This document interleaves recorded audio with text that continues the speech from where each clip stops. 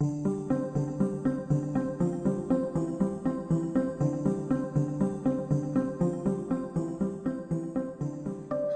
in this video we aim to teach the Whittington Hospital approved method of how to scrub into theatre. We will cover why it is important to maintain an aseptic technique, how to scrub into theatre, and the do's and don'ts of scrubbing in.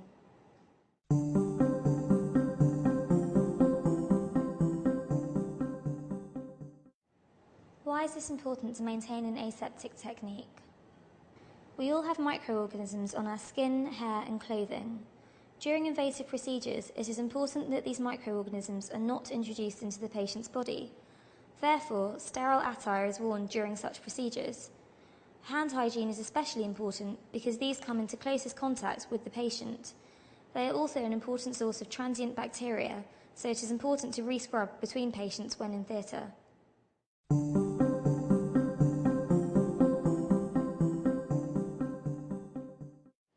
Let's move on to the scrubbing procedure itself.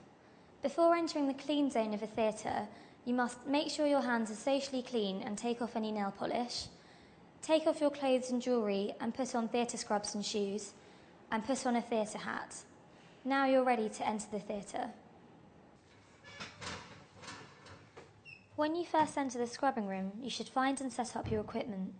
There are 3 things that you will need. 1. A mask. Put on a visor mask. This should cover your mouth and nose.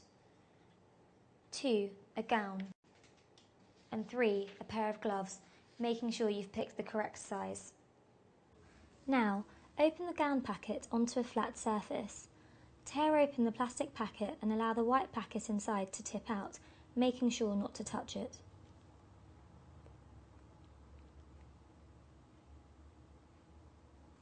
Open each corner of this white packet in turn, extending the edges to ensure they don't refold. This should reveal its contents. This is now your sterile field. Next, take the packet of gloves and open it onto the sterile field, allowing the white packet inside to tip out.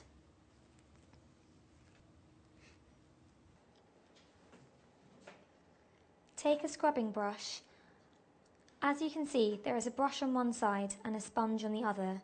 There is also a nail pick in this container.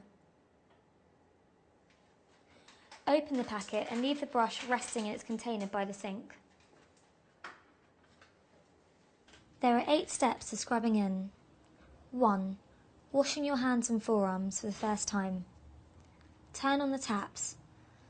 You can use your hands, but from now on, use only your elbows to manoeuvre the taps and solution dispenser to ensure an aseptic technique. Rinse your hands and forearms with warm water. Then, using 3 doses of scrub solution, wash thoroughly from fingertips to elbows for 1 minute. Make sure you always keep your hands elevated above your elbows to avoid recontamination of the hands once they have been washed.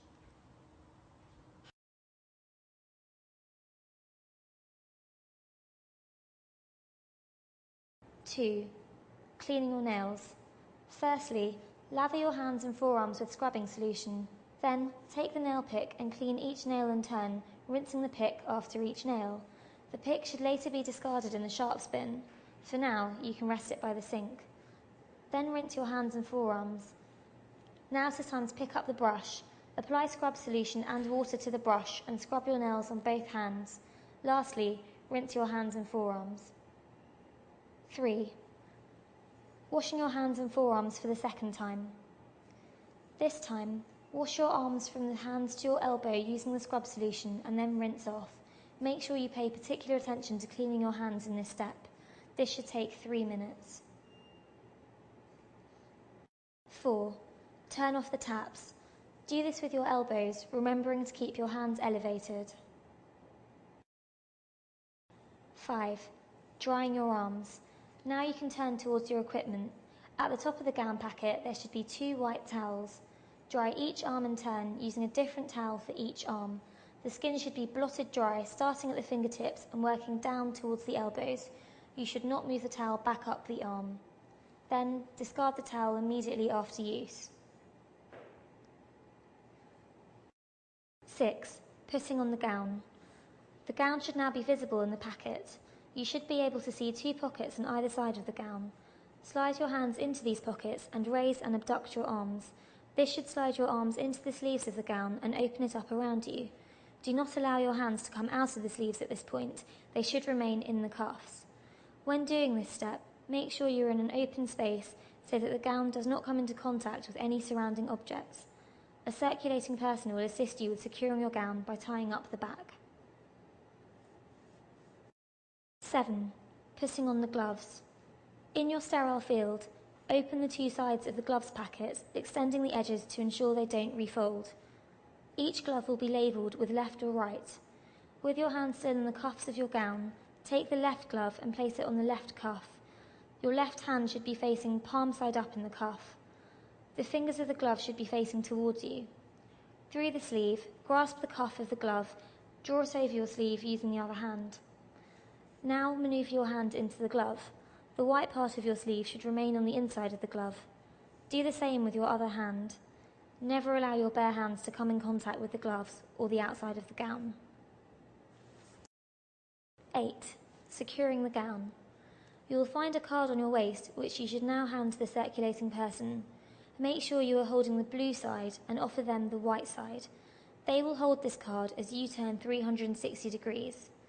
Then pull on the strap attached to the card and tie onto your gown. Well done!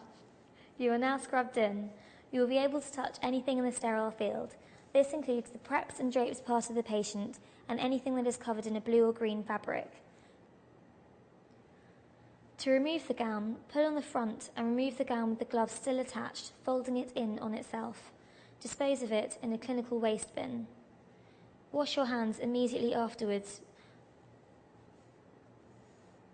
Now let's talk about some do's and don'ts to consider when scrubbing in.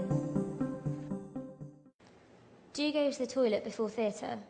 This saves you having to scrub up twice. Do ask the theatre staff if you are unsure about any aspect of scrubbing in, and they will be happy to help you. Do keep your hands crossed over your chest when you are not in the sterile field. Do tell a member of the theatre staff immediately if you think you have come into contact with anything which is not in the sterile field. They will advise you accordingly. Don't rush the scrubbing procedure because you are afraid of being late.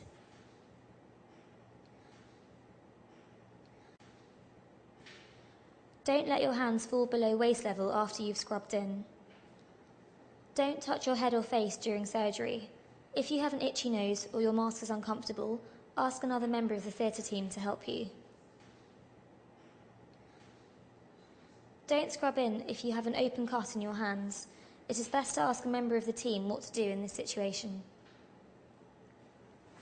To summarise, this video has outlined the importance of maintaining an aseptic technique when scrubbing up into theatre.